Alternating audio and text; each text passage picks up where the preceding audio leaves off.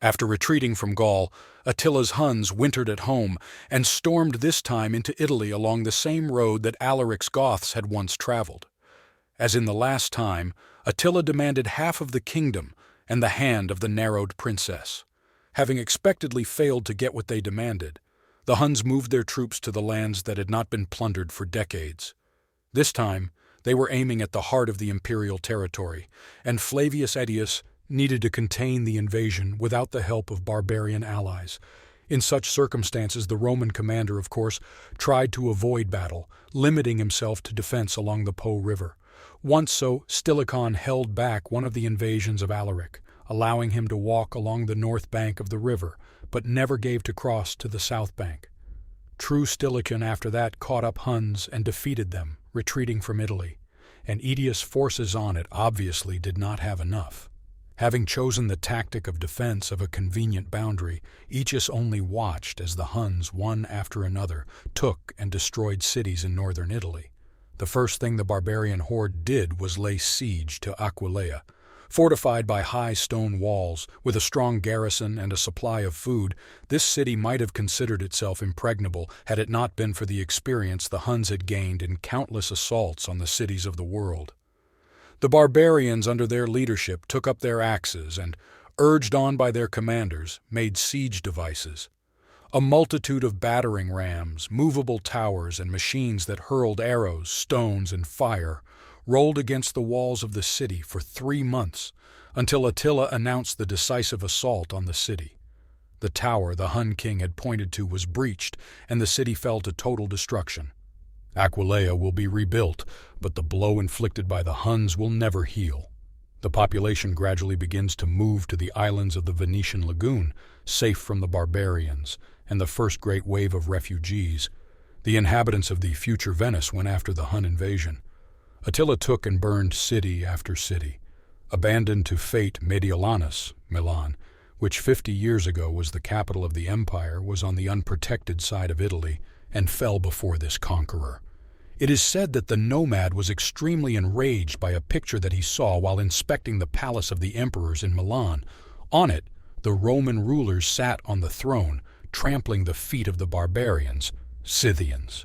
Found and brought the artist-creator, who was instructed to repaint the picture as follows. On the throne henceforth was depicted Hun, and at its foot Roman emperors folded at the feet of the conqueror tribute in gold.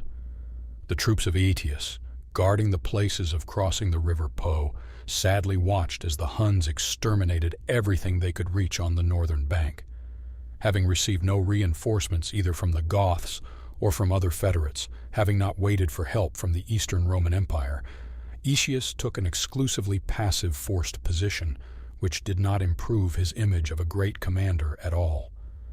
At last, from Rome, the delegation which began to persuade Attila to spare the city of Rome has arrived. Senator Avienus and the Roman bishop, Pope Leo in turn, described to Attila advantages of the peace between mighty powers. They were favorably received, after which the barbarian king agreed to leave, receiving a huge ransom as dowry honoria. The reasons for this decision are invented by historians to this day. Someone says that the Huns in Italy began to die en masse from the plague. Instead of the plague can be taken malaria or any other disease not peculiar to the north. Someone believes that Attila's advisors superstitiously feared the capture of Rome, remembering that Alaric did not live long after the plundering of the great city. Someone tells that Attila saw behind a back of Pope Leo 2 archangels, which threateningly waved fiery swords and showed a hand. "Do not stick in Rome, Attila.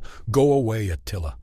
Perhaps the tribes that the Huns had gathered for war were getting hungry and homesick after 2 years of campaigning. Whoever happened, the Hun horde rolled back into the plains of Pannonia once again, and Pope Leo became a national hero.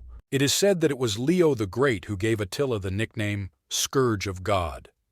Negotiations with Attila were not the only difficult negotiations that fell to the fate of this pope, but we will talk about the Vandals later. Aetius watched the collapse of his authority. When in the next year the Huns invaded Gaul again and reached Orleans, the Alans living there began to call for help, and the arriving king of Goths, Torsimund, again saved southern Gaul from the invasion of nomads, at the same time having placed his garrison in Orléans. Annexing the lands along the Loire River was an openly unfriendly act to the empire. But what could Aetius do? Call in the friends of the Huns? Alas, his instrument of pressure on the barbarians was gone, and his star as a warlord had sunk. The creeping expansion of the Franks resumed. The newly settled Burgundians began to look at the surrounding imperial cities. The Vandal king in his Africa could triumph. Having broken the alliance of the Huns in Rome, he dealt the heaviest blow to the empire. Attila, on returning home, has decided to restore a tribute from Constantinople, but Emperor Marcian was firm.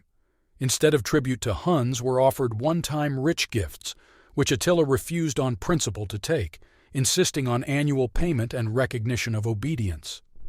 While negotiating and preparing for a new war, Attila Khan died in the midst of another of his weddings, of epistaxis. A nosebleed, which had already occurred to Attila, this time went down his throat and strangled the drunken and heavy-sleeping Hun after the celebration. The next day, a long silence from the king's bedchamber finally caused his servants to burst into the chambers and see the terrified wife and the dead king. Attila's empire instantly collapsed. His sons, already roaming with their small hordes, claimed their rights, causing a power vacuum. The most powerful tribes of the Germans, sensing the Huns' discord, revolted. Attila's eldest son, Elicus, died in battle near the capital of his empire.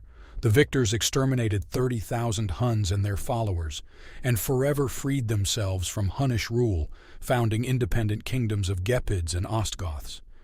East of the Carpathians, north of the Danube, for another 15 years roamed Dengizi, another son of Attila.